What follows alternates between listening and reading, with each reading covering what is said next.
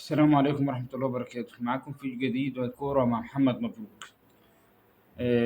كلها يعني إن شاء الله بإذن الله ساعات معدودة ويعلن النادي الأهلي مع التعاقد مع المهاجم الفرنسي موديست.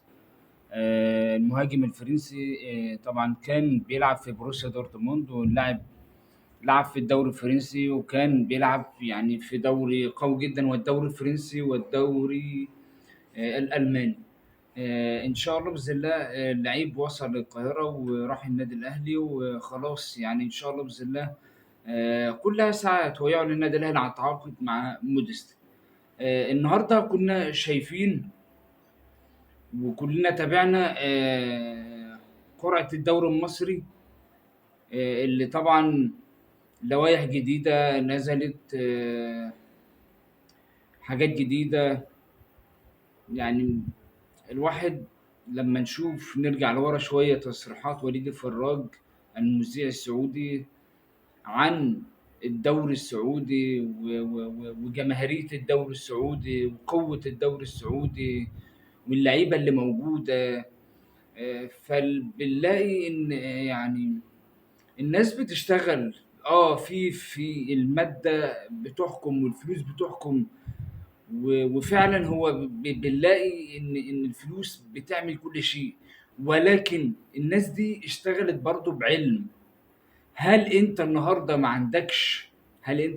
عندكش الحاجة البسيطة او آلية تشتغل بيها علشان خاطر انت تقدر تخلص الدوري بتاعك بدري؟ عمال بتستحدث بطولات جديدة، مش عارف دوري النيل ولا سوبر النيل ودوري مش عارف ايه والحاجات دي كلها، وانت اصلا ما عندكش رفاهية او ما عندكش اصلا وقت ان انت تقدر تضغط الماتشات، لان انت عندك المنتخب، عندك الاهلي، بيراميدز مشاركين في بطولة دوري ابطال افريقيا، عندك الزمالك وفيوتشر مشاركين في الكونفدرالية. انت النهارده بتلاقي نفسك بتضغط ماتشاتك، وعايز تضغط الماتشات وتخلص الدوري بدري، وده طبعا هيبقى صعب جدا ان انت تخلص الماتشات دي بدري. فليه انا ما يعني اريح نفسي انا من القصه دي كلها والفيلم اللي انا حاطه نفسه دوت؟ البطولات اللي انت عمال تستحدثها دي ما انا اشيلها، الغيها دلوقتي، مش محتاجها دلوقتي. الغي البطولات دي، العب دوري من مجموعتين عشان توفر معاك. يعني انت لما تلعب دوري مجموعتين هات ثلاثة أول ثلاثة في المجموعة دي، أول ثلاثة في المجموعة دي يلعبوا في مجموعة واحدة، هتوفر على الأقل من 10 ل 15 يعني مباراة، اللي هي بتعمل لك مثلا في حدود شهر ونص، وتقدر إن أنت تخلص الدوري بدري. وبعدين لما نيجي نشوف الدوري بيتذاع على قناة واحدة بس، دي حاجة كارثة، مصيبة. وبعدين لما نيجي نشوف ان انت ان الراعي اللي هي شركة النيل العقارية اللي هي واخدة حق رعاية الدوري المصري 40 مليون جنيه، يا راجل ده ما يجيش تمن لعيب واحد في اي، يعني مش هنقوله النادي الاهلي، ده نادي الزمالك ولا نادي بيراميدز ولا اي فريق من الفرق اللي موجودة في الدوري المصري. 40 مليون، 40 مليون بتوع ايه دولت؟ يعني 40 مليون ولا حاجه، ما يجوش حتى يعني حاجه في جنب ده انت ده ما يجيبوش 8 لعيب حتى. حاجه فضيحه، اقسم بالله فضيحه، وفشل لفشل لفشل، وهنفضل لفشل طول عمرنا بسبب ان احنا مش عايزين نتطور، مش عايزين نتقدم، مش عايزين. انت النهارده حط لائحه على الكل، على الاهلي، على الزمالك، على كل الفرق كلها، حط لائحه. انت اعمل نظام موجود طبقه على الكل، على الكبير قبل الصغير، الصغير قبل الكبير، كله طبق على كله. انت النهارده ما انتش عارف تنفذ آلية وتنفذ لائحة على فريق ايا كان هو مين. انت النهارده لما بتيجي تقول يا جماعة بتحط لائحة، وفي اثناء الموسم تبص تلاقي فيه الحاجات بتتغير. طب ليه انا ما احطش يعني نظام محطوط ما يتغيرش ايا كان هو مين، لا اهلي ولا زمالك ولا اسماعيلي ولا اي حد، ما يتغيرش اللائحه، ما تتغيرش انا ليه هغير في اللوائح واغير في الحاجات دي كلها؟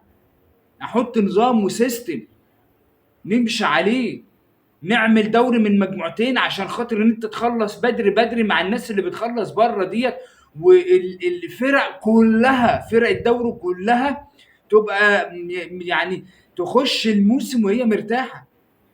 تعالى انت بالنسبه للرعاه دخل راعي اتنين وتلاته واربعه. تعالى انت بالنسبه للقنوات اللي هي بتذيع، ما تخليش قناه واحده تذيع، لا انت بيع الدوري لاكتر من قناه، خلي قنوات كتيره ان هي تذيع.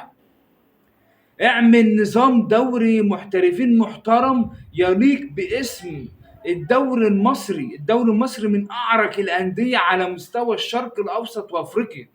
انت لما تيجي النهارده، لما بتيجي بتعمل حاجات بسيطه جدا، ولكن هي يعني انت ممكن في ايدك ان انت تنفذها، ولكن انت النهارده ما بتنفذش الكلام دوت، ولا بتعمل اي حاجه، ولا بتعمل نظام ولا لائحه. تعالى شوف السعوديه، الامارات، قطر، كل الناس دي شغاله وبتعمل ايه عشان توصل للي هي وصلت له دلوقتي. احنا عمرنا ما هنوصل عشان الناس دي بتشتغل. الناس دي بتشتغل، الناس دي ما بتسكتش، الناس دي بتجيب ايه المشكله لما اجيب ناس من بره تحكم؟ ايه المشكله لما اجيب ناس من بره تعمل لي لوائح وقوانين تطبق على الكل؟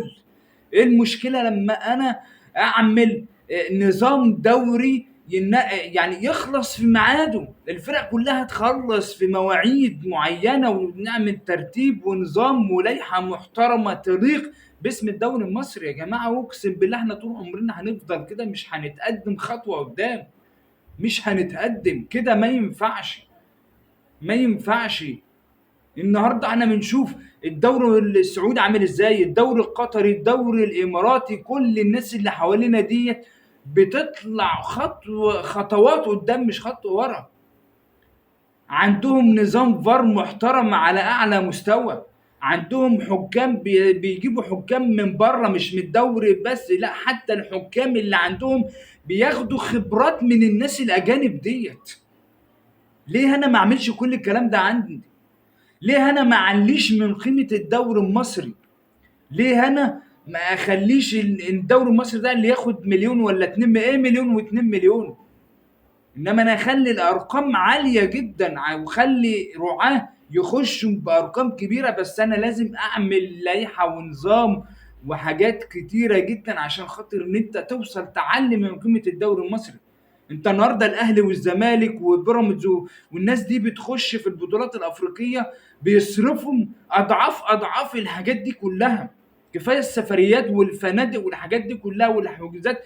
انت النهارده الاهلي والزمالك وبيراميدز، كل الفرق اللي بتلعب في افريقيا بيصرفوا مبالغ طائله. ما ايه العائد اللي بيعود على الفرق دي؟ ايه العائد اللي بيعود عليهم؟ الا ان كان الاهلي مثلا اخذ بطوله افريقيا بياخد له مثلا 4 مليون، ان السنه دي بس هي اخذت 4 مليون او 4 مليون ونص تقريبا. الزمالك يقعد من سفر من هنا لهنا لهنا وتلاقيه ما بياخدش البطوله مثلا، ولو خد البطوله بيبقى فين وفين. الناس دي بتصرف، لازم ان احنا نراعي الانديه ونراعي الفرق ونراعي الناس دي كلها. يا جماعه كده ما ينفعش، احنا كده متاخرين، احنا كده متاخرين. ده بس كلمتين ملخص كل يعني ما يدور حول قرعه الدوري المصري وكل شيء. واشكركم والسلام عليكم ورحمه الله وبركاته.